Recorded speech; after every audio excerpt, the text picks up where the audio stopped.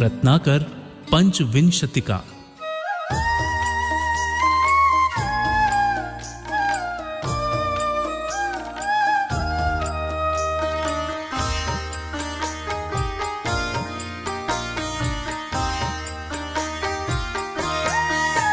शुभ केल के आनंद के घन के मनोहर धाम हो, नरनाथ से सुरनाथ से पूजित चरणगत काम हो। सर्वज्ञ हो सर्वोच्च हो सबसे सदा संसार में, प्रज्ञा कला के सिंधु हो आदर्श हो आचार में।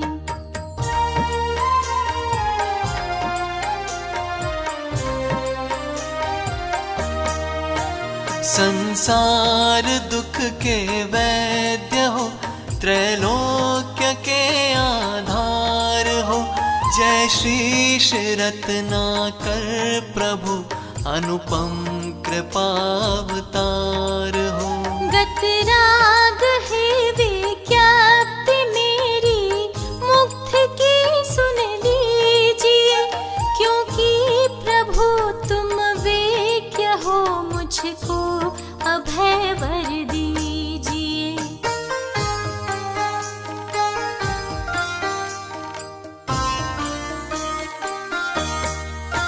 माता पिता के सामने बोली सुना कर तोतली, करता नहीं क्या आज्ञा बालक बाल्यवश लीलावली। अपने हृदय के हाल को त्यों ही यथोचित रीति से मैं कह रहा हूँ आपके आगे विनय से प्रीति से।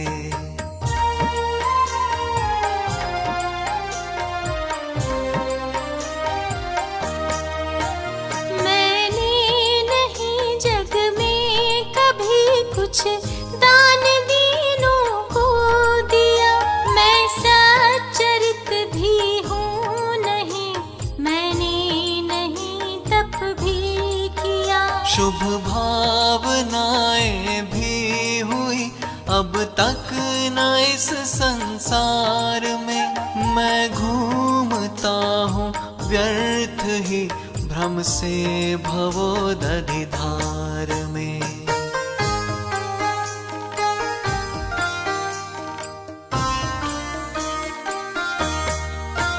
क्रोधाग्नि से मैं रात दिन हाँ जल रहा हूँ हे प्रभु, मैं लोभ नामक सांप से काटा गया हूँ हे विभु। अभिमान से खलग्राह से अज्ञान वश में ग्रस्त हूँ, किस भांति हो स्मृत आप माया जाल से मैं व्यस्त हूँ।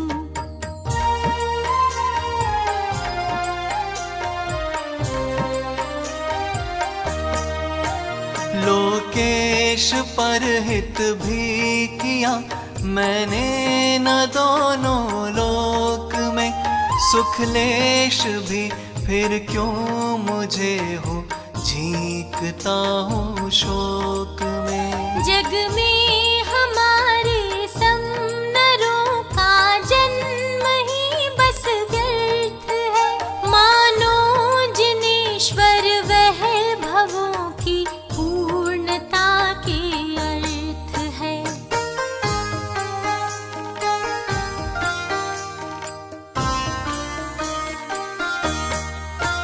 प्रभु आपने निज मुख सुधा का दान यद्यपि दे दिया, यह ठीक है पर चित्त ने उसका न कुछ भी फल लिया।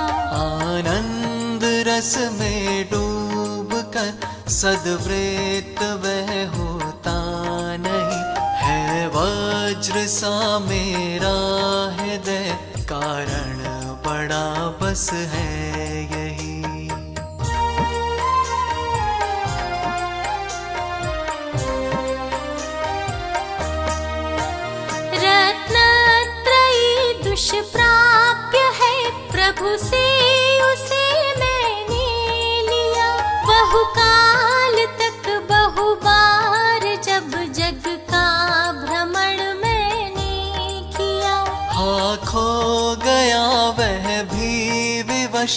मैं नींद आलस में रहा, बतलाइए उसके लिए, रोऊं प्रभु किसके यहाँ।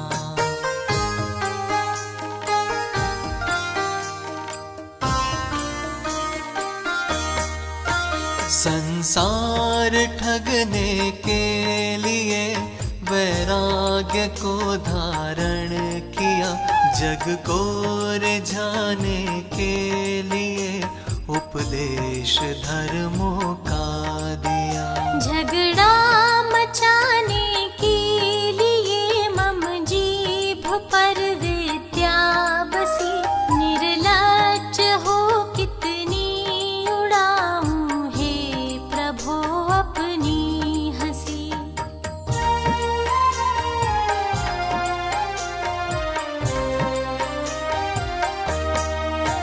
पर दोष को कहकर सदा मेरा वदन दूषित हुआ, लख कर पराई नारियों को हाँ नयन दूषित हुआ। मन भी मलिन है सोच कर पर की बुराई है प्रभु, किस भांति होगी लोक में मेरी भलाई है प्रभु।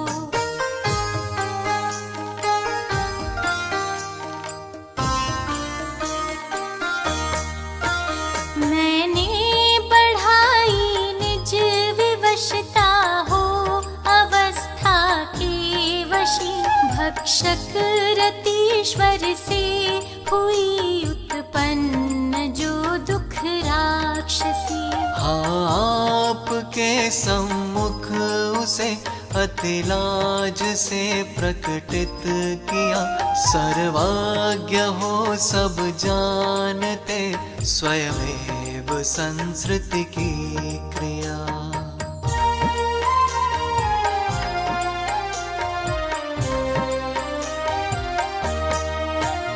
अन्यान्य मंत्रों से परम परमेष्ठि मंत्र हटा दिया, सच्छास्त्र वाक्यों को कुशास्त्रों से दबा मैंने दिया। विधि उदय को करने वृथा मैंने कुदेवाश्रय लिया, हे नाथ यो भ्रमवश अहित मैंने नहीं क्या क्या किया।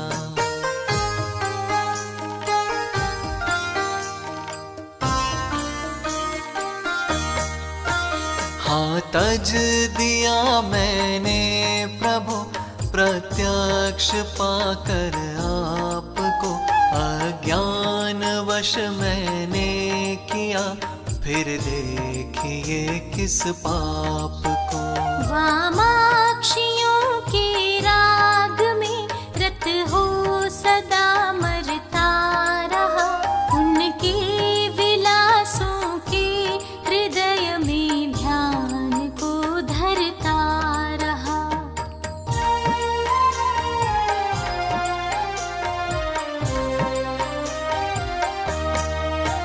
लख कर चपल दृग युवतियों के मुख मनोहर रसमयी, जो मन पटल पर राग भावों की मलिनता बस गई। वह शास्त्र निधि के शुद्ध जल से भी न क्यों धोई गई, बतलाइए यह आप ही मम बुद्धि तो खोई गई।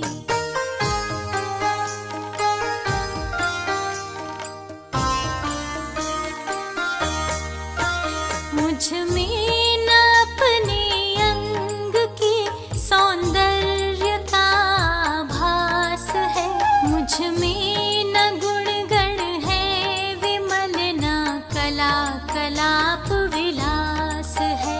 प्रभुतान मुझ में स्वप्न को भी चमकती है देखिए, तो भी भरा हूँ गर्व से मैं मूढ़ हो किसके लिए।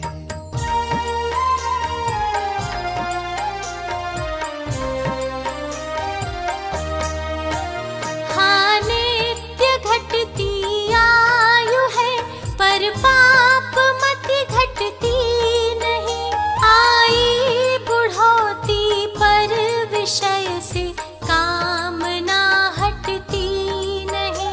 मैं यत्न करता हूँ दवा में, धर्म में करता नहीं। दुर्मोह महिमा से ग्रसित हूँ, नाथ बच सकता नहीं।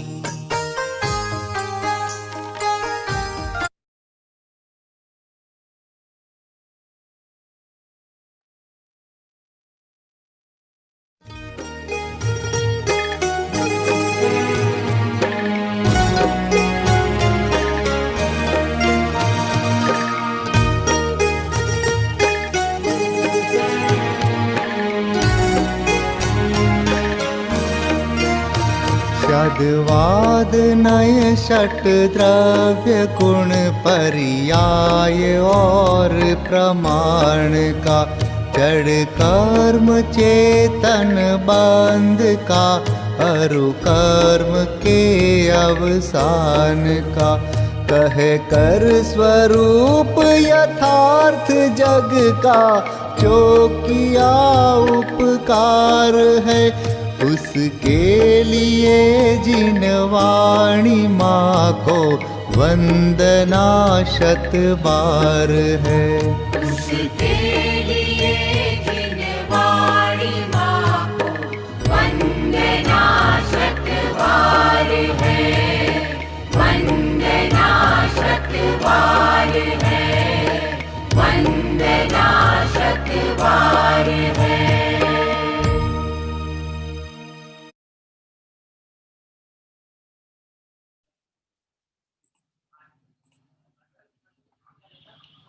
सभी साधर्मी बंधुओं को जय जिनेन्द्र।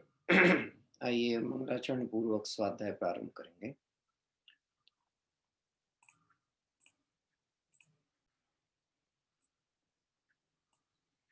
नमो हरिहंताणं, नमो सिद्धाणं, नमो आयरीयाणं, नमो वज्रायाणं, नमो लोये सवसाहोणम्। तिहुवण तिलयं देवं वंदिता तिहुवणिंद परिपूज्यं, वोच्छमणुपे हाओ भव्य जनानंद जननीयो।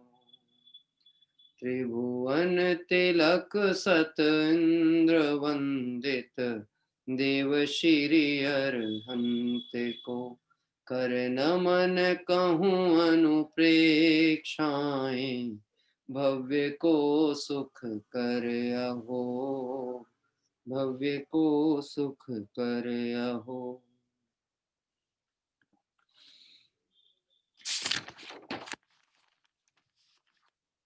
कार्तिक अनुपेक्षा ग्रंथादिराज में संवर भावना की चर्चा के अंतर्गत हम सभी कल जिस गाथा पे चर्चा कर रहे थे, 96 नंबर की गाथा के माध्यम से ये विषय हमारा चल रहा था।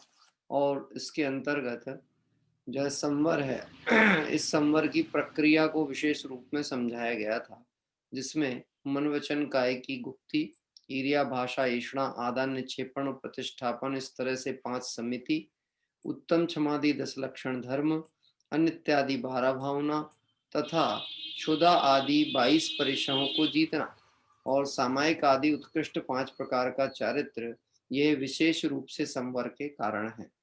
यानी विकल्पात्मक भूमिका की तरफ से भी यदि चर्चा की जाए तो किन परिणामों से सम्यक्त होगा, इस बात की व्याख्या इस गाथा के माध्यम से की गई।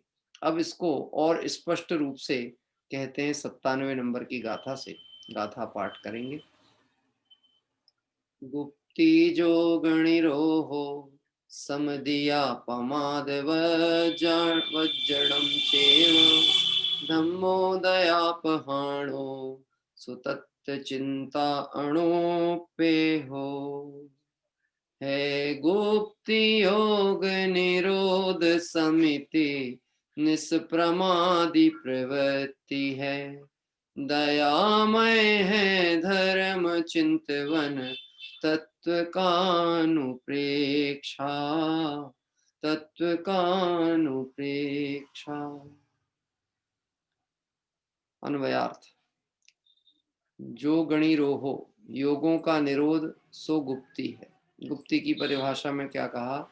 मन वचन काय इन योग का निरोध करना, मतलब इनको नियंत्रित करना, इसको कहा जाता है गुप्ति।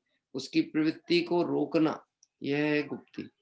समिधि या प्रमाद वज्जन चेव, प्रमाद का वर्जन यानी यत्न पूर्वक प्रवृत्ति, इसको कहा गया है समिति।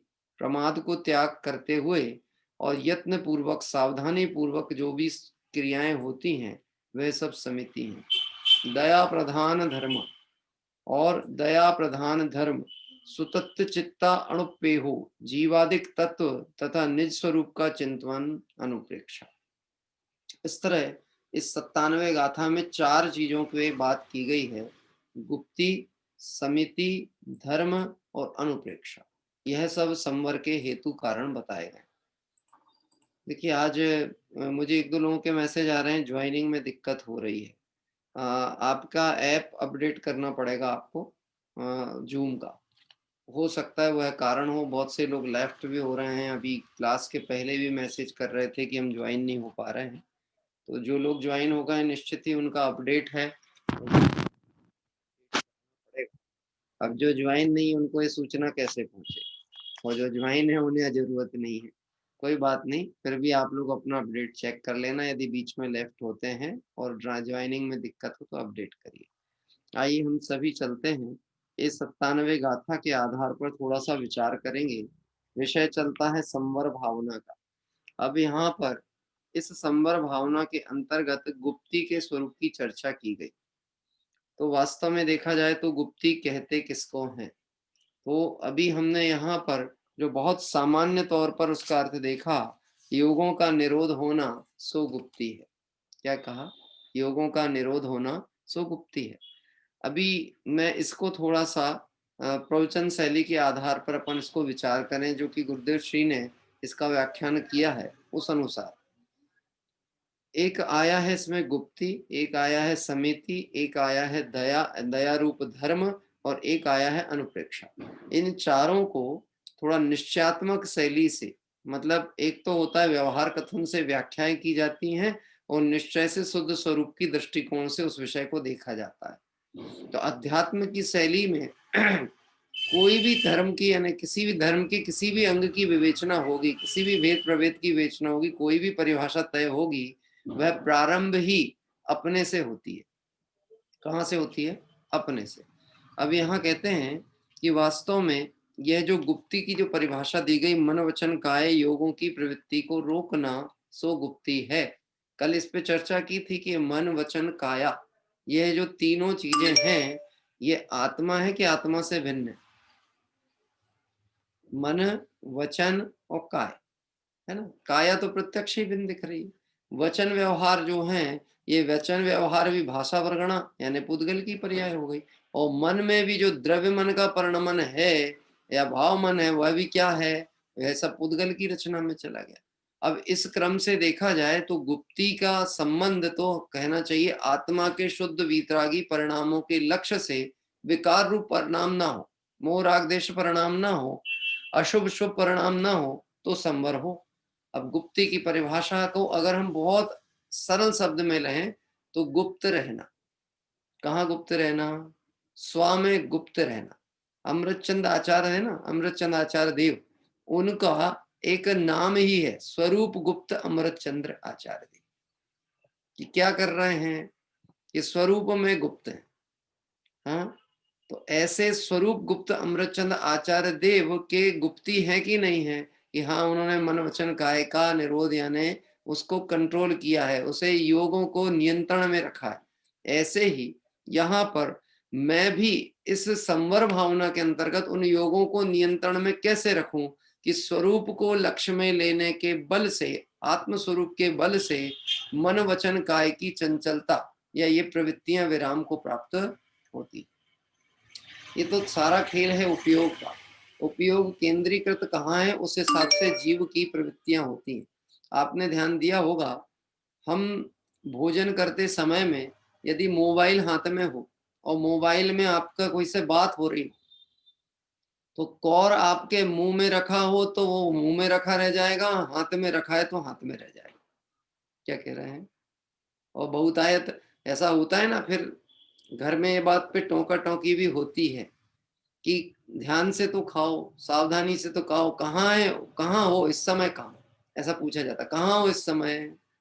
तो अपन क्या कहते हैं, हम तो यहीं तो हैं, घर में ही तो हैं। तो बोले यहीं नहीं हो, यहाँ होते तो उपयोग यहाँ होता। हाँ, तो ऐसे गुप्ती मतलब क्या? तो यहाँ पे कह तो रहे मन वचन काय का योग का निरोध करना, लेकिन वास्तव में स्वरूप गुप्त होने पर मन वचन काय का विकल्प ही नहीं होना, मन वचन काय की प्रवृत्ति का त्याग हो गया, वह वास्तव में सच्ची गुप्ती कहलाती। अभी इस गाथा का थोड़ा सा विचार करते हैं। दया प्रधान हो वह धर्म, धर्म की परिभाषा क्या कही है? जो दया प्रधान हो। अभी कार्तिकेय स्वामी कह रहे हैं दया प्रधान सो धर्म। किसकी दया करना? दया शब्द सुनते ही ऐसा लगता है कि अन्य जीव कोई तकलीफ में हो, परेशानी में हो, तो उनके प्रति करुणा का भाव धारण करना सो दया है। ये जीव अपने स्वरूप से अनभिज्ञ, उसको स्वयं जीव हूं ऐसा लगता ही नहीं। जीव के नाम पे भी देखता है तो किसको देखता है? अन्य को। या तो अजीव को जीव मानेगा, या जीव भी मानेगा तो दूसरे को जीव मानेगा, अपने को मानता नहीं। क्या कह रहे हैं? बोलो, आप सब कौन हो? आप सब कौन हो? मैं अगर आपको कहूं तो आप सब कौन हो? कि भाई सभी जीव हैं। मैं कौन हूं? जीव हूं। आपकी तरफ से मैं जीव, मेरी तरफ से आप जीव। पर अपनी तरफ से स्वयं का विचार करें तो मैं अपने को जीव मान रहा हूं कि नहीं मान रहा? अगर मैं अपने को जीव नहीं देख रहा हूं, नहीं जान रहा हूं, तो समझ लेना दया धर्म का स्वरूप समझ में ही नहीं आया। देखिए, मैं एक बात कहता हूं, यद्यपि हम ये बात कहते हैं ना, जियो और जीने दो, ये संदेश भगवान महावीर के नाम से प्रसिद्ध हुआ है सब अन्य मत का, लेकिन हम तो फिर भी ये समझें कि एकांत भी पकड़ के कहां से गया? अनेकांत से जो टूटी हुई ब्रांचेस हैं वो अनेक एकांत है। हम तो इसमें से भी बहुत अच्छी चीज ग्रहण कर सकते हैं। कैसा? जियो और जीने दो। तो जियो शब्द तो स्ववाचक है, स्वयं को बता रहा है, और जीने दो ये व्यवहार पक्ष को बता रहा है, मतलब विकल्प अनुसार किसी जीव के प्रति दया करुणा का भाव। तो वास्तव में भगवान महावीर के अहिंसा सिद्धांत को वो समझ सकता है जो स्व पे दया करे। धर्म का स्वरूप उसको समझ में आएगा जो स्व पे दया करे। स्वदया मतलब, हे जीव, तू अपने आत्म स्वरूप को न पहचान कर विषय भोगों की तन्मयता में अपने आत्मा को अनंत संसार में ढकेलता है, अनंत दुख का कारण उत्पन्न करता है, तेरे ही परिणाम से आत्मा को अनंत संसार में परिभ्रमण हो रहा है। अब तो हे जीव अपने पे दया कर। क्या कहा गया? अपने पे दया कर। तो यह कहते हैं दया धर्म है वह प्रधान है। इसमें अपने आत्मा की दया भी साथ में आ जाती है। अपने आत्मा की दया किस प्रकार पलती है? कि आत्मा को मोह राग द्वेष आदि परिणामों से दुख होता है, ऐसे परिणाम आत्मा में उत्पन्न ना हो, यही सच्चा धर्म है। क्या कह रहे हैं? धर्म का स्वरूप व्याख्या कर रहे हैं, दया धर्म प्रधान। इसका मतलब कोई व्यवहार धर्म की व्याख्या नहीं कर रहे, व्यवहार धर्म की चर्चा नहीं कर रहे। यहाँ निश्चय स्वरूप की व्याख्या की जा रही है। जिस जीव को अपनी आत्मा प्रिय हो, अपने आत्मा को संसार समुद्र में न ढकेलना हो, उसके लिए यह मार्ग श्रेयस्कर है कि वो अपने को देखे, अपने को जाने और अपने पे दया करे। देखो, एक बात ऐसा भी होती, दया का अर्थ क्या? दया मतलब, दया करने का मतलब कुछ करना हो ये नहीं।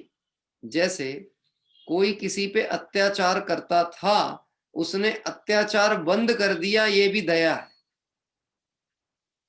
क्या कह रहे हैं? क्या कह रहे?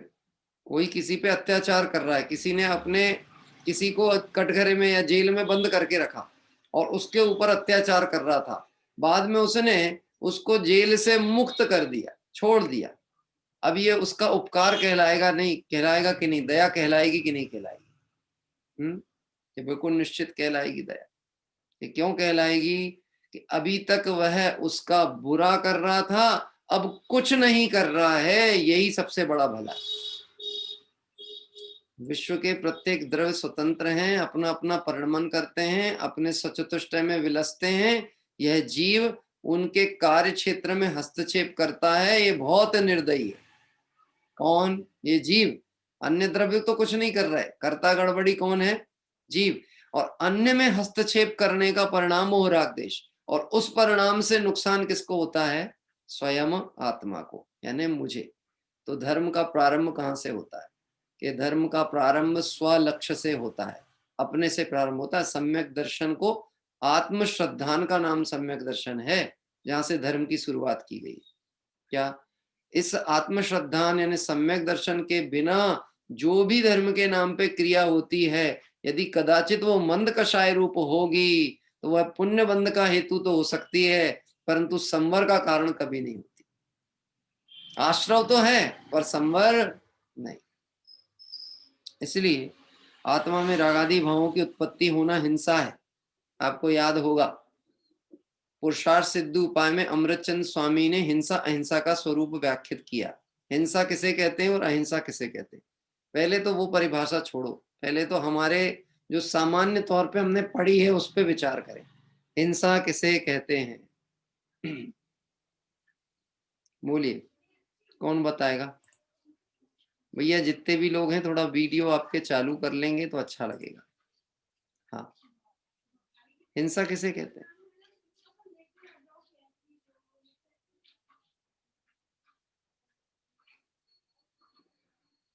अभी तक तो हाथ उठना नहीं थे, कैमरे में से, इसमें स्क्रीन में से निकल के बाहर आ जाना चाहिए था इतनी देर में। क्यों? ये तो बहुत सामान्य सा प्रश्न है। आपको क्या लगता है? आप, मैं कह रहा हूँ, आप वो जिनवाणी का स्मरण छोड़ो, आपको क्या याद था, नहीं था, भूल गए, वो विकल्प छोड़ दो। आप अभी तो आपके ध्यान में क्या बैठी है परिभाषा, उसको निर्णय करो। भाव भासना का नाम है धर्म, आपको वह भाव भासना में है कि नहीं? हाँ जी, चलिए, ओशिमा जी ने हाथ उठाया है। हाँ बताइए।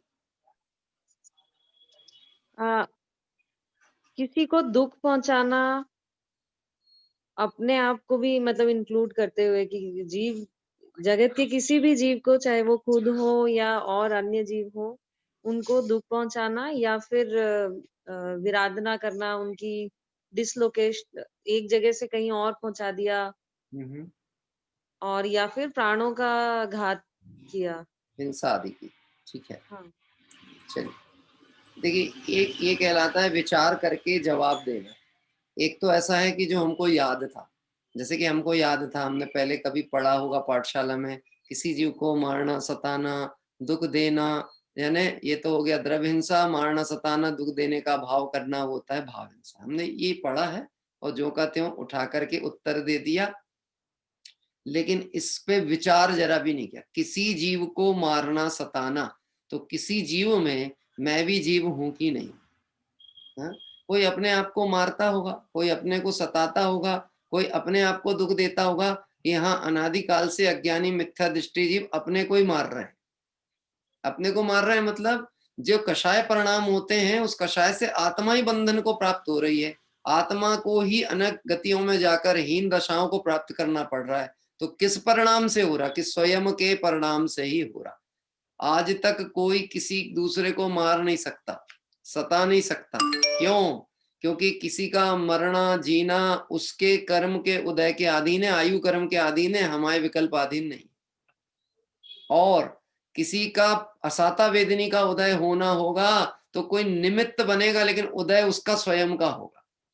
इसका मतलब कोई दूसरे को दुखी कर ही नहीं सकता, दूसरे को मार ही नहीं सकता। सिर्फ विकल्प करके जब भी अपराध होता है वो अपने ही प्रति होता है।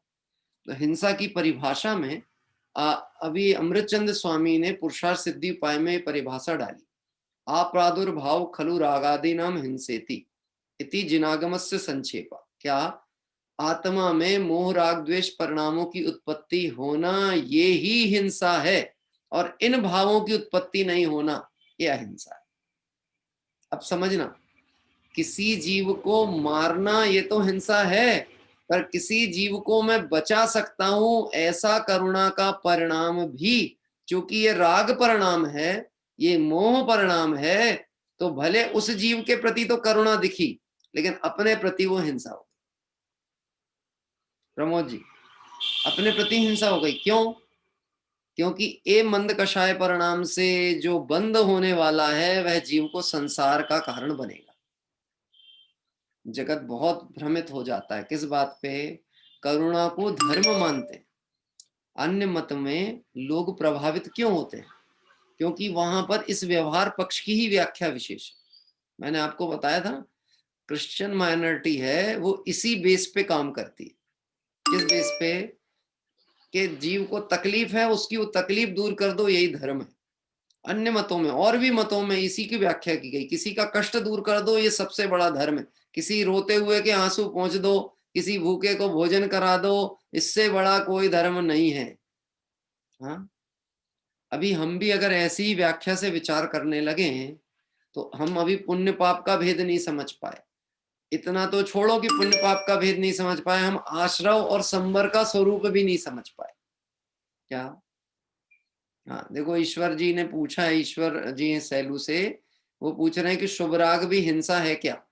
अभी अमृतचंद आचार्य देव के अनुसार जो परिभाषा बताई है वह शुभ राग भी हिंसा है, परंतु हिंसा के प्रकार कई तरह से हैं। एक तो परजीवों के घात रूप प्राणी हिंसा जो कि तीव्र कषाय युक्त होती है, और किसी जीव की रक्षा संबंधी परिणाम ये मंद कषाय। ये दोनों ही कषाय, एक पाप बंध का कारण, एक पुण्य बंध का कारण, परंतु जो बंध का कारण वह मुक्ति का कारण नहीं, और जो मुक्ति का कारण नहीं वो सच्चे सुख का कारण भी। क्योंकि जो संसार में दाखिल करे, जो संसार में रखे, उसको हम कहना चाहिए वास्तव में संवर कैसे कह सकते हैं। और संवर मतलब क्या होता है? कर्मों का आना रुक जाना।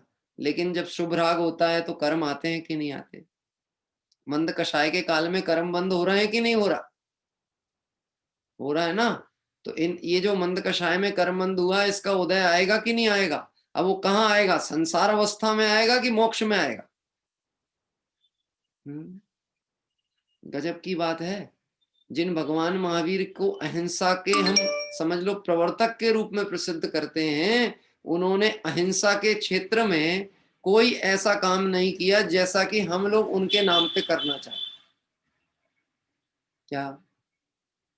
भगवान महावीर की अहिंसा के नाम पे हम कहना चाहिए, अब हम क्या बोले, समाज में सब देखने को मिलता ही है आपको। अहिंसा के नाम पे कौन कौन सा काम होता है। हाँ, महावीर जयंती आई, गरीबों को भोजन बंटवा दो, कपड़े बांट दो, वृद्धाश्रम में ये दे दो, हैं, कोई पशु आदि हैं उनका उपचार आदि करा दो।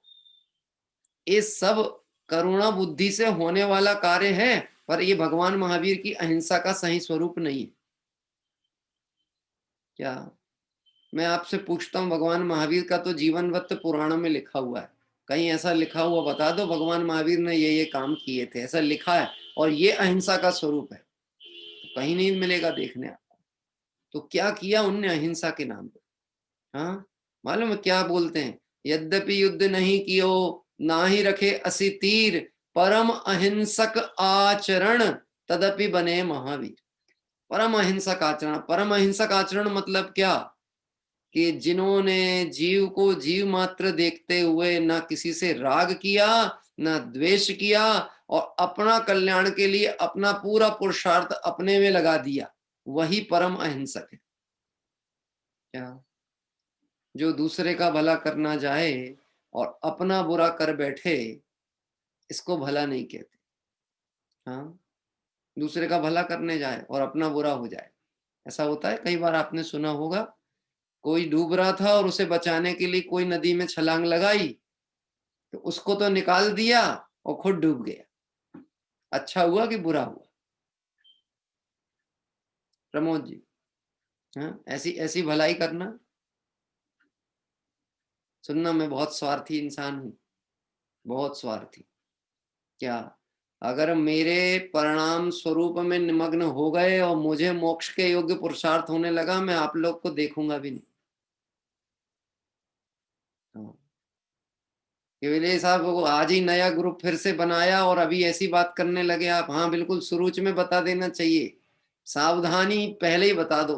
नियम ये है कि वो नया ग्रुप नहीं बना है और ना ये कोई पुराना ग्रुप है।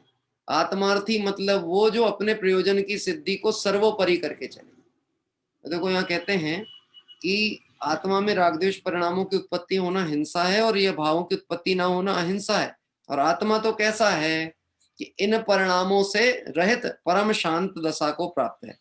इसके भान से, इसको जानने से, इसमें स्थिरता करने से जो दया होती है वो आत्मा की दया है।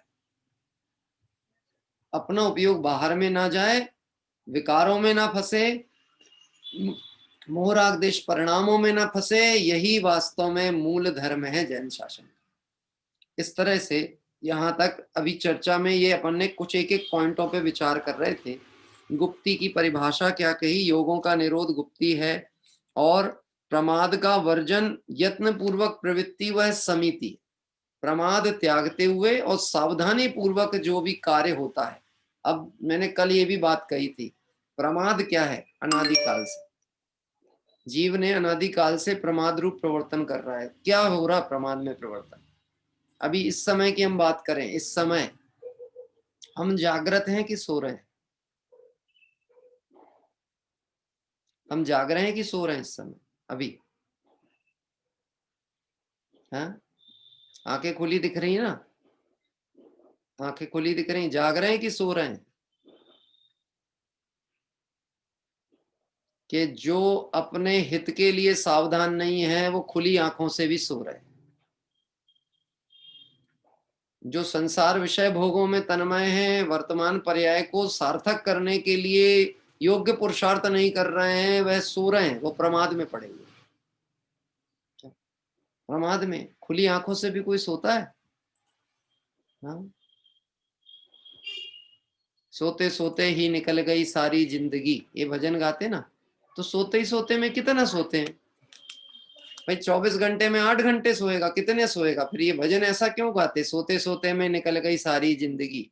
तो सोते मतलब वो आंख बंद करके जब सोया है तभी नहीं, जब तक जागृत नहीं हुआ है तब तक सोया हुआ है। अनादिकाल से क्या कर रहा है? सोया हुआ है।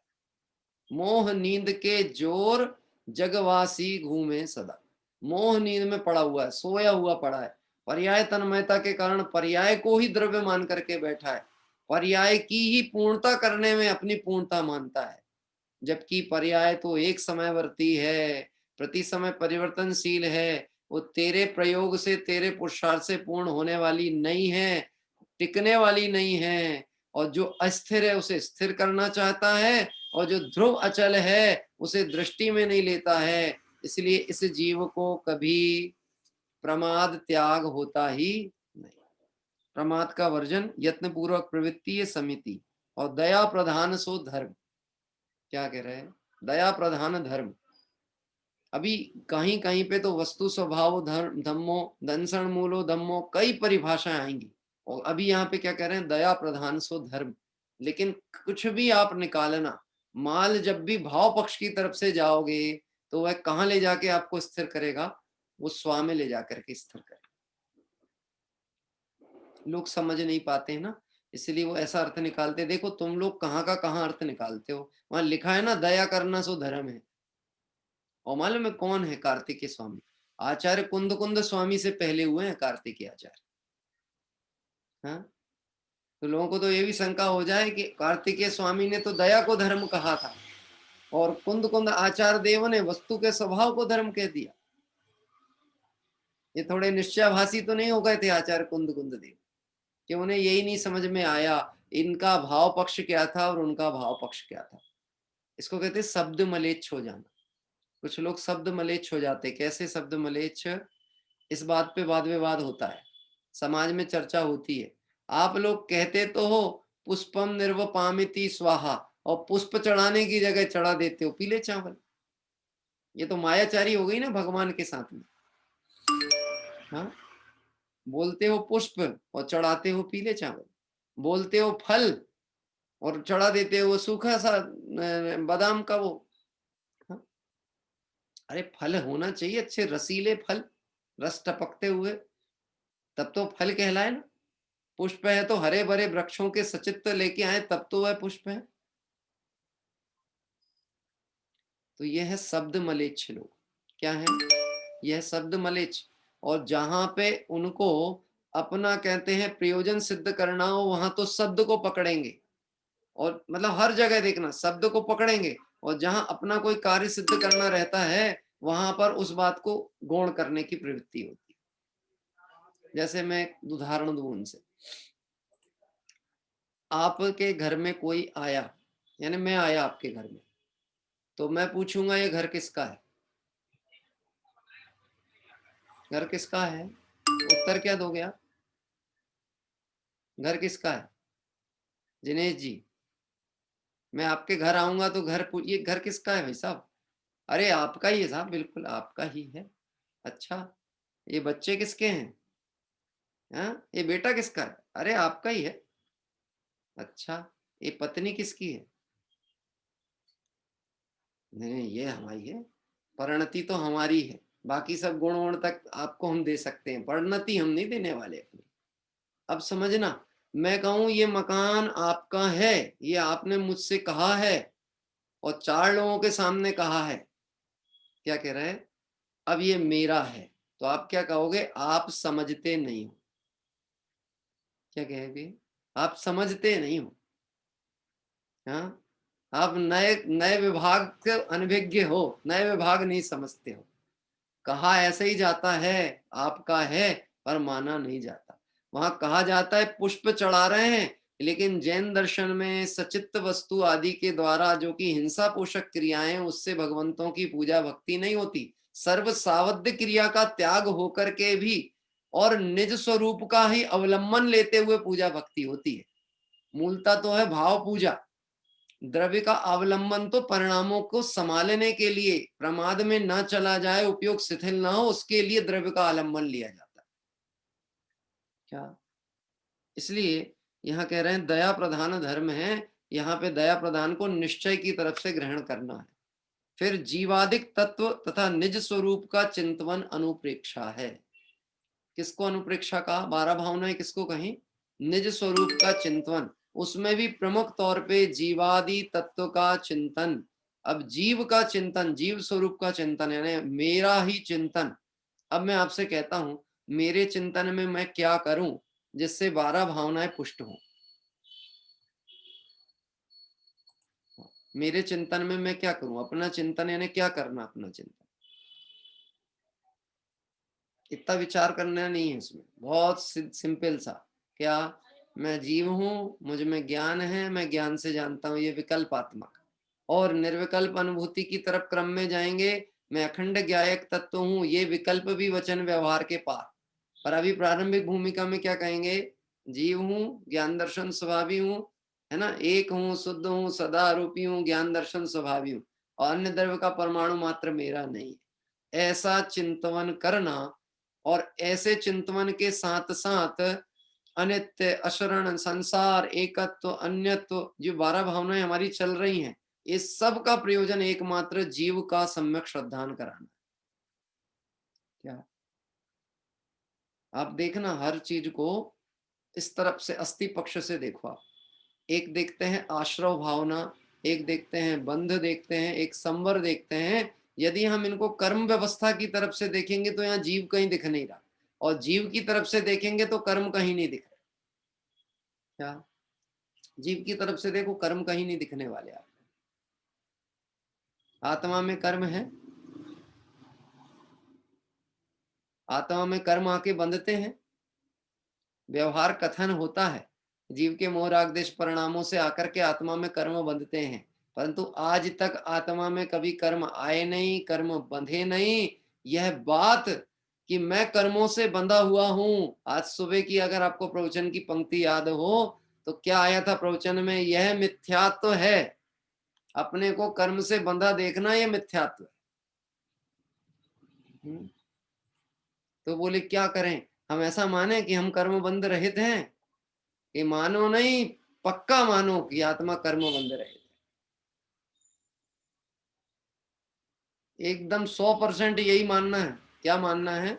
आत्मा कर्म बंध रहित है, क्योंकि बंधन सहित मानोगे तो बंधन रूप ही अनुभव होने वाला है। मैंने ये बात आपसे पूर्व में भी पूछी थी, बोलो हमको घर के अंदर कौन रोक के रखा है कि तुम वैराग्य मत अंगीकार करो, संसार से मुक्त नहीं हो? कौन ने रोक के रखा? परिवार ने, परिजनों ने, बच्चों ने, पत्नी ने, किसने रोक के रखा है? हाँ? ऑफिस के लिए हम ही निकलते हैं और लौट के खुद ही आते हैं घर। बाजार जाते हैं घर की व्यवस्था के लिए, लौट के खुद ही आ जाते हैं। कौन बोल रहा है कि आओ? जब इस पर्याय में आए थे तो किसने बुलाया था? और जब इस पर्याय को छोड़ के जाओगे तो किसके कहने से जाओगे? हाँ? न कोई बुला रहा है, न कोई रोक रहा है, और न कोई आपको जाने को कह रहा है।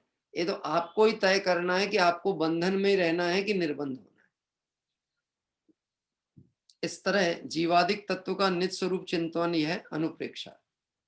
और एक गाथा और आगे की ओर बढ़ते हैं, 98 नंबर की गाथा, 98 नंबर की गाथा पढ़ेंगे।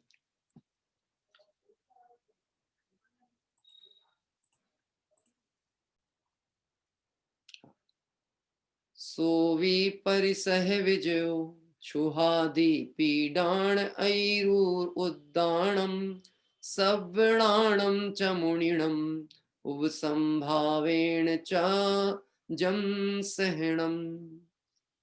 क्षुदादिक दारुण दुखों को सहे उपसम भाव से, ये ही परिसय जय कहा ज्ञानी महामुनि राज का, ज्ञानी महामुनि राज का। जम जो और उद्दानम अति रौद्र यानी भयानक, क्षोहादि पीड़ाम पीड़ाणम यानी क्षुधा आदि पीड़ाओं को उपसम भावेण सहणम, उपसम भावों से यानी वीतराग भावों से सहता है। सो सवर्णाणम च मुनिणम, ज्ञानी महामुनियों के परिचय विजयो, परिचयों का जीतना कहलाता है। अब परिचय विजय की जो परिभाषा है उसमें ये बात कही गई कि जो अति रौद्र भयानक क्षुधा आदि पीड़ाओं को, वास्तव में देखा जाए हम इसको आम प्रचलित भाषा में कहेंगे तो इसको कहेंगे पेट की आग। क्या कहते हैं लोग कि भैया ये पापी पेट का सवाल है इसलिए करना पड़ता है। वो पेट की आग है ना, उसको बुझाने के लिए दौड़ भाग लगानी पड़ती है कि क्यों जा रहे हो कमाने के लिए, अपना गांव छोड़ के क्यों जाते हो दूसरे नगर में, कि सब क्या करें, पापी पेट का सवाल है। कितना पापी पेट है इनका।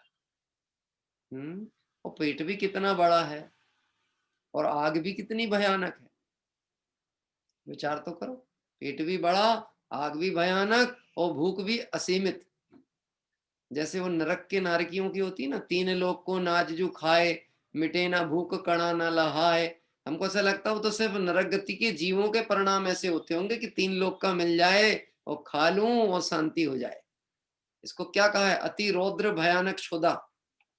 क्षुधा का मतलब सिर्फ भोजन नहीं होता, क्षुधा का मतलब होता है विषयों की जो इच्छा है, आशा पड़ी हुई है। इस सब आशाओं को जिन्होंने जीत लिया, मानो उन्होंने क्षुधा को जीत लिया।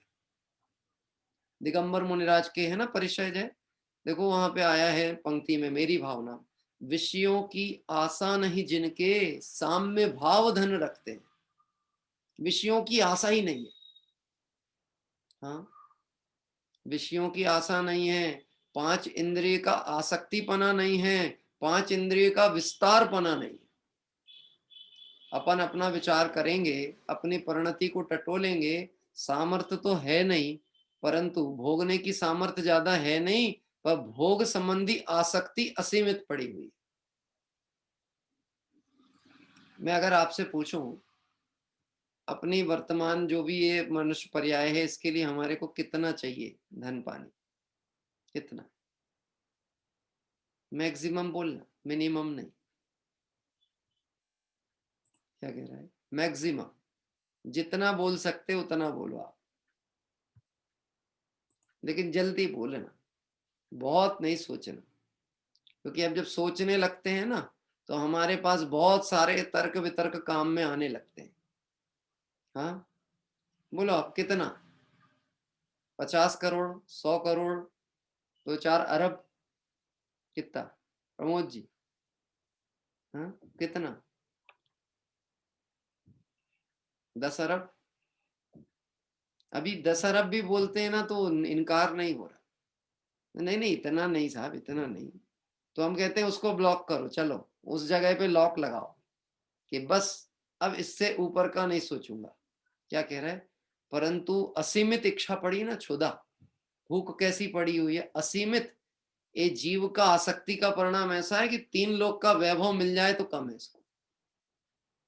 हाँ, 3 लोक का, पहले कुछ नहीं था तो चाहता था थोड़ा हो जाए, घर परिवार की व्यवस्था हो जाए, 2 टाइम का भोजन हो जाए, बस फिर शांति से हम अपना जीवन घर में बिताएंगे, ऐसा सोचता था। जब वो थोड़ा बढ़ा तो थोड़ा और, थोड़ा और, थोड़ा और, थोड़ा और, कुछ और चाहिए। हाँ, कुछ कुछ, ये कुछ क्या होता है? बस थोड़ा समय और मेहनत कर लें, उसके बाद में फिर हम निवृत्ति ले लेंगे। थोड़ा समय और, रिटायरमेंट कब लेना है? मेरे यहाँ पिताजी एक बात कहते थे, व्यापारी का रिटायरमेंट होता ही नहीं है। व्यापारी सीधे एग्जिट होता है, रिटायर्ड होता ही नहीं व्यापारी। सरकारी नौकरी वालों का तो रिटायरमेंट होता है कि तुम नहीं हटोगे तो गवर्नमेंट तो हटा ही देगी कि तुम अब घर जाओ, बहुत कर लिए काम, अब घर में बैठो शांति से। है कि 60 साल के बाद में तुमको निवृत्त कर ही देंगे, सेवानिवृत्त 55 साल, 60 साल। व्यापारी का रिटायरमेंट क्या, कोई रिटायरमेंट ही नहीं। क्योंकि उसका रिटायरमेंट इसलिए नहीं है क्योंकि उसकी आसक्ति अति भयानक पड़ी हुई है। ऐसा लगता है मरते तक भी, मरते दम तक भी जो बन जाए तो सब इकट्ठा करके ले जाओ। अच्छा, छोड़ के भी नहीं जाना चाहता, लेकिन छूटता है कि नहीं छूटता?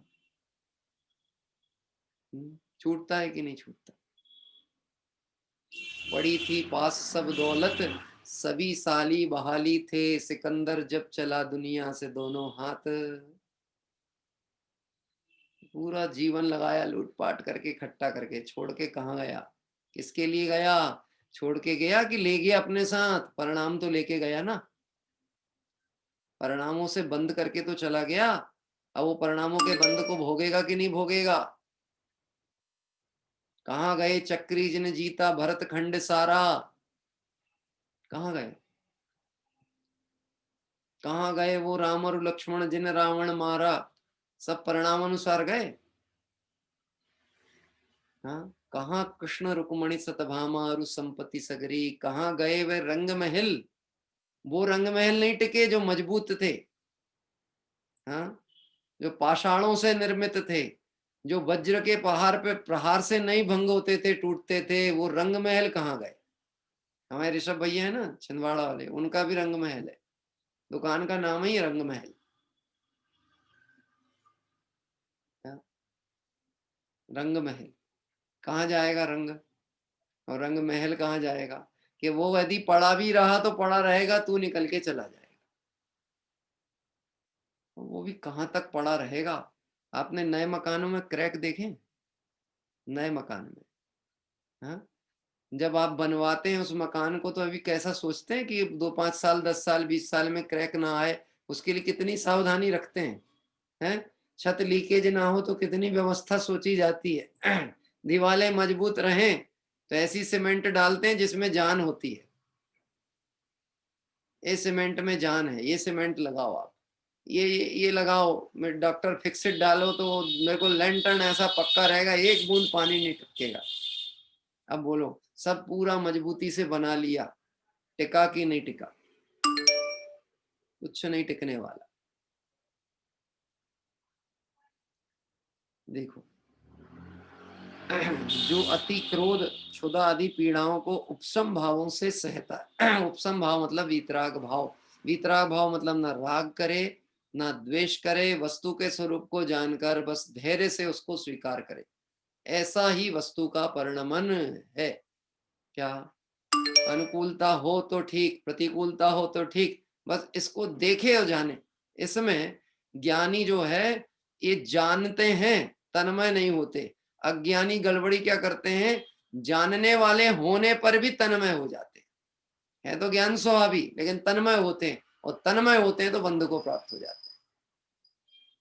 उपसम भावों से सहना सो ज्ञानी महामुनियों के परिचय का जीतना कहलाता है।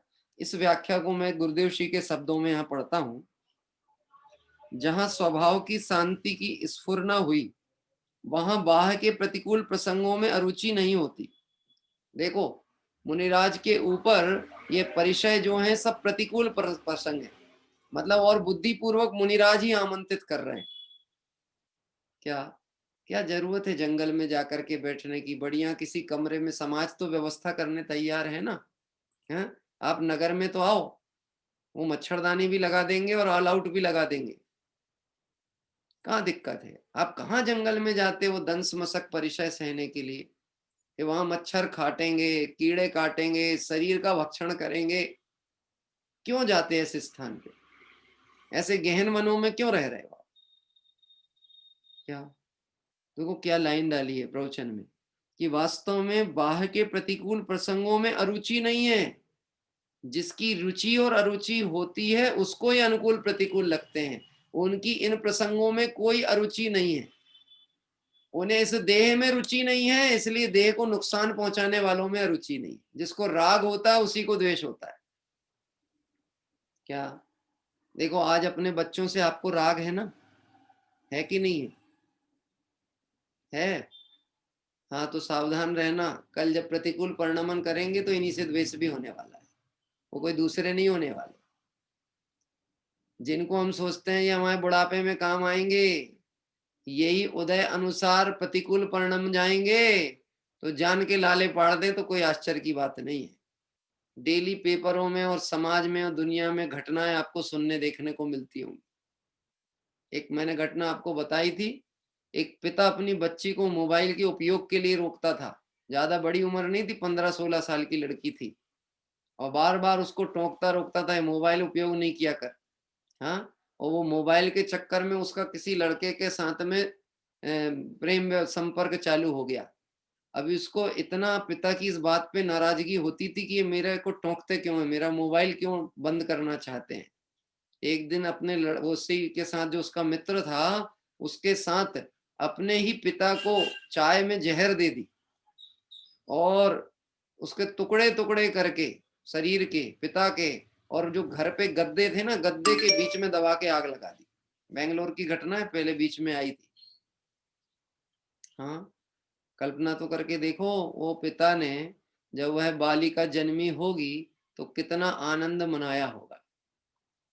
क्या सोचा होगा कि ये मेरे बुढ़ापे का सहारा बनेगी, हैं, ये मेरे को कम से कम लड़के काम नहीं आते, लड़कियां तो काम ही आएंगी। ये सब भ्रांति है कि कौन सहयोग करेगा और कौन नहीं करेगा। सारा खेल उदय का है, और ये सब चीजें घर घर में आप और हम सब देख रहे हैं मालूम। इसीलिए तो आचार्य देव ने कहा, ऐसे संसार स्वरूप का दुखमय वातावरण देख करके भी इसका चित्त पिघलता नहीं है, ये सावधान नहीं होता है, यह जानकर आचार्यों को बहुत दुख होता है। क्या कह रहे हैं, संसार स्वरूप देख के जीव विरक्त नहीं होता, ये बहुत दुख की बात है। इसलिए ऐसा जो वीतराग भाव है वह परिचय जय, मतलब प्रतिकूल प्रसंगों में भी अरुचि नहीं करना, उपसम भाव से उनको शांत भाव से देखना जानना। देखो, दिगंबर मुनिराज के ऊपर सिंह ने आकर के मानो उसका भक्षण कर रहा है शरीर का, मुनिराज की प्रतिक्रिया क्या होगी? क्या प्रतिक्रिया होगी?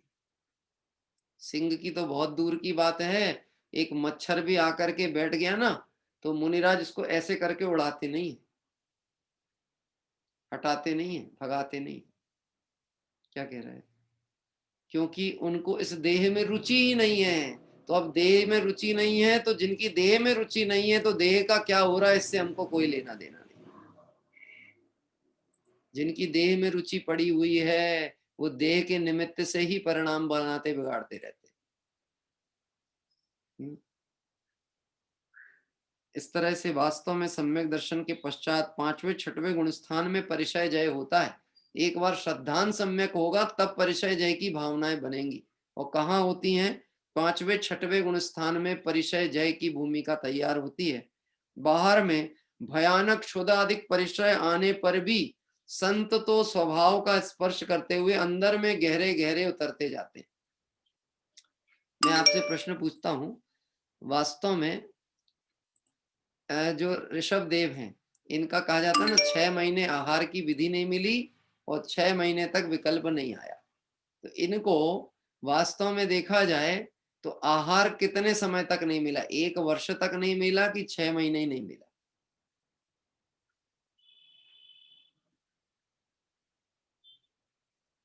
6 महीने भर नहीं मिला।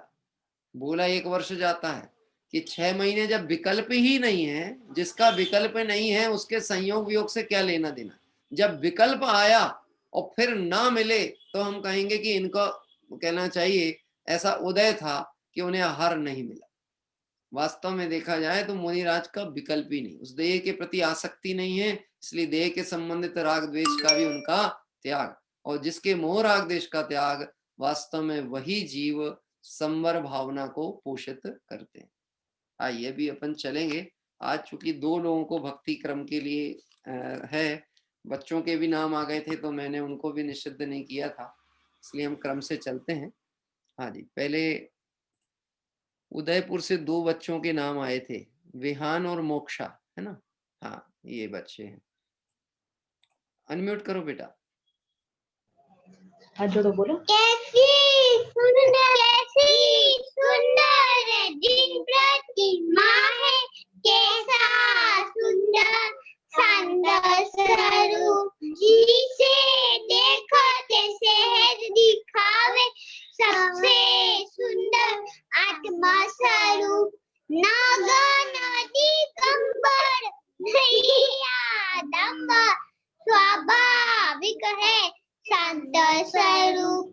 नहीं युद्ध नहीं वस्त्र भूषण, नहीं संग नारी है दुख रूप। बिन सिंगार सहज ही सोहे, त्रिभुवन माही अधिसेरू। कायो सर्ग दशा अविकारी, नासा दृष्टि आनंद रूप। अरिहन प्रभु की याद दिलाती, दर्शाती है अपना दीन रूप। बिन बोले ही प्रगट कर रही, मुक्ति मार्ग अक्षय सुख रूप। जिसे देखते सहज न सावे, भव में दुष्ट कर्म विरूप। भावों में निर्मलता आवे, मानो हुए स्वयं दीन रूप। महाभाव से जी दर्शन पाए, पाया भेद विज्ञान अनु। चरणों में हम शीश झुकावे, परिणाति होवे साम्य स्वरूप। कैसी सुंदर जिन प्रतिमा है, कैसा सुंदर शांत स्वरूप, जिसे देखते सहज दिखावे सबसे सुंदर आत्मा स्वरूप। जय जिनेंद्र। बहुत सुंदर भक्ति पाठ अभी ये दोनों बालकों के द्वारा, भाई बहन है, विहान मोक्ष उदयपुर से हैं, इनके द्वारा सुंदर हमारे बड़े पंडित साहब की ये जो रचना है ये इनके द्वारा प्रस्तुत की गई। ऐसा है कि माइक म्यूट है कि नहीं, अनम्यूट है कि नहीं, ये उनने पूछा ही नहीं, सिर्फ चालू हो गए वो, और चालू होगा, यही सहजता है। वास्तव में दिगंबर मुनिराज की परिणति ऐसी सहज होती है। कुंद आचार्य देव ने अष्टपावड़ में ये बात डाली कि जैसे जन्म से शिशुवत अकिंचित नहीं तिल तुष मात्र, जैसे कोई जन्मा हुआ बालक होता ना सहज, ऐसे इन्हें बिल्कुल सहजता के साथ, मैं नहीं जानता कि इन्हें इन शब्दों का कितना भाव हासना है, लेकिन फिर भी इनके इतनी बाल्य अवस्था में भी इतनी सुंदर रचनाएं इनके स्मरण में है। भाव भाषणा जब होगी तो निश्चित ही इन्हें बहुत आनंद की प्राप्ति होगी, और ये उनकी भव्यता का ही लक्षण है कि जिस समय हम अपने बच्चों को ट्विंकल ट्विंकल लिटिल स्टार सिखाते रहते हैं, उस समय बच्चे अब ऐसे सुंदर स्तुति पाठ देव स्तुति पाठ आदि को स्मरण कर रहे हैं और निश्चित ही इनकी पात्रता और भव्यता के लिए हम बहुत बहुत अनुमोदना करते हैं। आइए अब हम चलते हैं। एक और बालिका ने हाथ उठाया है। चेतन जी थोड़ा आते हैं 2-3 मिनट में आपके पास में। हाँ, अनम्यूट करिए बेटा। चलो बोलो जय जय जय जय बोलो। पंडित जी जय जैन। मैं सांची जैन, कक्षा 2 श्रवणा बेलागोला कर्नाटक में रहती हूँ। मैं आज हिंदी बोल रही हूँ। एकता चेतन चार गतियाँ चार, दुख का देखा कभी न पार। नरक से तिर्यंश में आए, नर सुरगति में दुख पाए। चारों गति से दुख कराए, जिनवाणी के वचन सुहाए। हमने देखा है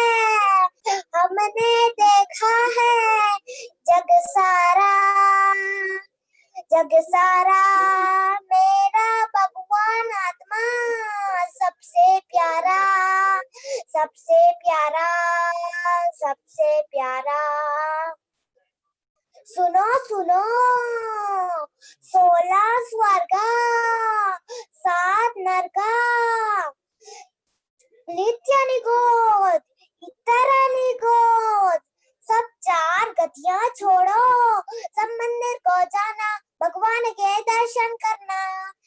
मेरा भगवान आत्मा चलो मोक्ष चलो चले चलो चले चलो चले। सबको जय जिनेन्द्र। बहुत सुंदर। कर्नाटक से ये बालिका हमारे साथ जुड़ी हुई है। प्रियंका जैन इस नाम से शायद हुई। क्या नाम है बालिका का? हाँ जी, नाम क्या है बालिका का? प्रियंका? नहीं सांची जैन। सांची जैन। सांची जैन, ठीक है। हाँ, बेंगलोर कर्नाटक से ये जुड़ी हुई थी और बहुत ही सुंदर उन्होंने अपनी जो उनकी बालकों की शैली होती है उस दृष्टिकोण से एक अच्छे भक्ति गीत को यहाँ प्रस्तुत किया। आइए हम जिनवाणी स्तुति संक्षिप्त में लेंगे, क्योंकि चेतन जी को मैंने कल परसों से बोल के रखा है। भूधर दास जी की एक रचना कुछ पंक्तियों के साथ में उन्हें आमंत्रित करते हैं।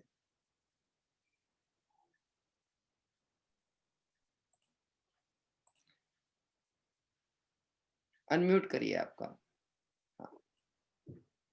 सभी को सादर जय जिनेन्द्र। जय जिनेन्द्र। भूधर दास जी की छोटी सी रचना है और बहुत आपकी कम वॉइस है। कम आ रही है, आवाज कम आती है। मेरी आवाज थोड़ा कम आ रही माइक पास में करिए, मोबाइल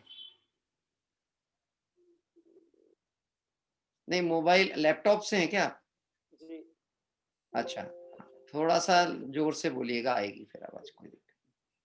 उल्कत नयन चकोर पक्षी हसत और इंदेवरो, धुर बोधि चक वे विलक बिछुरे, निविड़ मिथ्या तम हरो।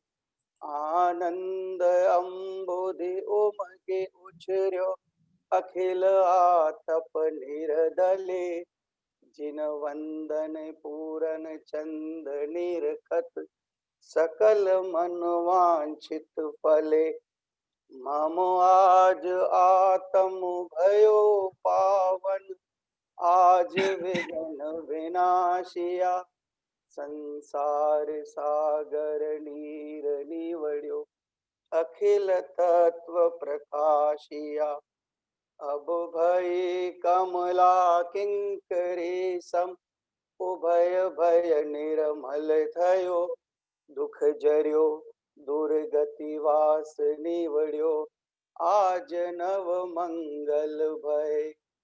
मन हरन मूर्ति हरि प्रभु की, मन हरन मूर्ति हरि प्रभु की, कौन उपमा लाइए, मम सकल तन के रोम हुल से, हर्ष और न पाइए। कल्याण काल प्रछत प्रभु को, लखे जे सुर नर गने, इह समय की आनंद महिमा, कहत क्यों मुख सो बने। भर नयन निरखे नाथ तुमको, भर नयन नयन भर नयन निरखे नाथ तुमको, और वांछा ना रही। मन ठठ मनोरथ भय पूरन, रंक मानो निधि लई। अब होए भव भव भक्ति तुमरी, कृपा ऐसी कीजिए। कर जोर भूधर दास विनवे, कर जोर चेतन प्रकाश विनवे। यही वर मोह दीजिए, यही वर मोह दीजिए, यही वर मोह दीजिए। सभी को सादर जय जय। बहुत सुंदर भूधर दास जी कृत यह देव स्तुति पाठ जो भक्ति आपने ली है। प्राचीन भक्तियां वास्तव में बहुत ही मार्मिक भावों के साथ में। मैं एक बात इस विषय में विचारता हूँ, काव्य लेखन जब भी होता है ना, तो जब गद्य का भाव अंदर में समाता नहीं है तो पद्य रूप में वह प्रभावित होता है। तो ये सभी बड़े अध्यात्म रस के गहन विद्वान थे और इसलिए इनके द्वारा जो कवित्व रचनाएं हुई हैं, इसमें देखा जाए तो अध्यात्म का पुट और भक्ति जो जिनेंद्र भगवान के प्रति उनके गुण चिंतन करते हुए भक्ति है, वह बहुत ही मार्मिक ढंग से प्रस्तुतिकरण हुआ है। आप ये जो पुरानी भक्ति जब भी लें, कोई भी परिवार भाई लोग लेते हैं, वो व्हाट्सएप पे या तो मुझे सेंड कर दें, तो मैं ग्रुप में भी सेंड कर दूंगा, सभी ग्रुप में। तो लोग उसको क्या जब सामने देख करके पढ़ेंगे तो बहुत सी चीजें उसके शब्द और स्पष्ट खुलते हैं। फिर भी बहुत सुंदर भक्ति पाठ आपने लिया।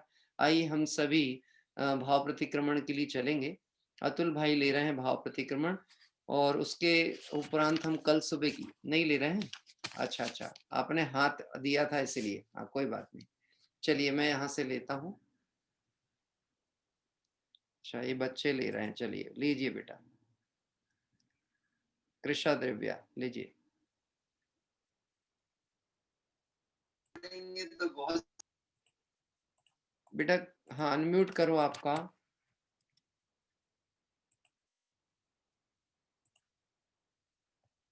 चलिए वो मिस हो गया उनका नंबर, कोई बात नहीं, मैं यहीं से पढ़ता हूँ। हे अरहंत प्रभु, मुझसे मन वचन काय द्वारा, कृतकारित अनुमोदना द्वारा, समरंभ समारंभ आरंभ द्वारा, क्रोध मान माया लोभ द्वारा, प्रमाद इत्यादि विभावों द्वारा, इस भव में या पूर्व भव में सच्चे देवशास्त्र गुरु की अभिनय हुई हो, व्रतों में अतिक्रम व्यतिक्रम अतिचार अनाचार दोष लगाया हो, एक इंद्रिय से लेकर पंचेंद्रिय तक किसी भी जीव की हिंसा हुई हो, विराधना हुई हो, दिन या रात में लगाए सर्व दोषों का पश्चाताप व्यक्त करता हूं, क्षमा मांगता हूं। वह मेरे सभी दोष मिथ्या हो, मैं मुझ में रहूं, इस प्रकार मैं इन सभी दोषों का प्रायश्चित करता हूं। ओम नमः सिद्धेभ्य।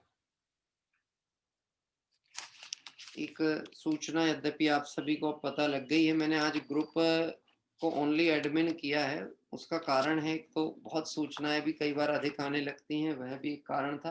दूसरा, आज मैंने एक मैसेज आपको प्रेषित किया है कि टेलीग्राम ग्रुप की एक लिंक भेजी है, तो उसको आप क्लिक करके टेलीग्राम ग्रुप ज्वाइन करें। संभावित है, जैसा मुझे जानकारी मिली है, कि व्हाट्सएप के ऊपर जो भी तकनीकी कारणों से कुछ परिवर्तन होने वाला है व्हाट्सएप का, और 8 तारीख से शायद वो चार्जेबल हो जाएगा। तो फिर उसके बाद से जो लोग उसको चार्ज पेड नहीं करेंगे तो फिर वो यूज नहीं कर सकते हैं व्हाट्सएप को, इसीलिए अपन ने टेलीग्राम में शिफ्ट कर दिया है। तो टेलीग्राम में आप ये लिंक जो है अभी भेजी गई है, इसे क्लिक करें। पहले टेलीग्राम इंस्टॉल करना पड़ेगा आपको मोबाइल में अपने, और टेलीग्राम व्हाट्सएप जैसा ही सॉफ्टवेयर है, बड़ा आसान है ऑपरेट करना। इसमें बड़ी साइज के भी कोई हम वीडियो वगैरह प्रेषित करेंगे तो वो आप देख पाएंगे, और एक ही ग्रुप में सभी मेंबर रह सकेंगे। अभी अपने 3 ग्रुप हैं, तो एक ही ग्रुप में हो जाएंगे सभी लोग एक साथ। इसलिए आपको लिंक को क्लिक करके ज्वाइन करना है। घर परिवार में बच्चे होंगे जिन्हें नहीं समझ में आए तो उनका मार्गदर्शन लें, उनसे सहयोग लेके कर ले। आइए हम सभी चलते हैं। अभी यहाँ पर आजकल की जो हमारी मंगल तीर्थ वंदना है उसकी जानकारी लेंगे। कल प्रातः काल 230वीं तीर्थ वंदना के लिए हम चल रहे हैं श्री दिगंबर जैन पार्श्वनाथ जिन मंदिर, कल्याण तीर्थ मंदसौर मध्य प्रदेश में। मंदसौर जो है मध्य प्रदेश के अंतर्गत एक बहुत अच्छा जिला है और यहाँ पर एक नवीन क्षेत्र विकसित हुआ है कल्याण तीर्थ के नाम से, दिगंबर जैन पार्श्वनाथ कल्याण तीर्थ, जहाँ मूल नायक भगवान पार्श्वनाथ स्वामी है और लगभग 10 से 12 एकड़ में ये नया मंदिर बन चुका है। लगभग 24 तीर्थंकर भगवंतों की भी बहुत सुंदर प्रतिमाएं हैं और यहाँ पर शिखर जी, गिरनार जी आदि की भी कृत्रिम रचनाएं बनाई गई हैं जहाँ वीतरागी भगवान विराजते हैं। ऐसा एक सुंदर क्षेत्र जिसके कल प्रातः काल हम सभी दर्शन करेंगे और साथ ही जिन पूजन में भी सम्मिलित होंगे। आइए हम सभी जिनवाणी स्तुति का संक्षिप्त पाठ लेते हुए विराम करते हैं। चैतन्य का स्मरण प्रतिपल ही करो रे, भव के अनंत दुख को पल में हरो रे। अक्षय अनंत निज सौख्य निधान पाओ, गाओ अरे नित इसी के गीत गाओ। जन्म जरा मृत्यु क्षय करे, हरे कुनय जड़री।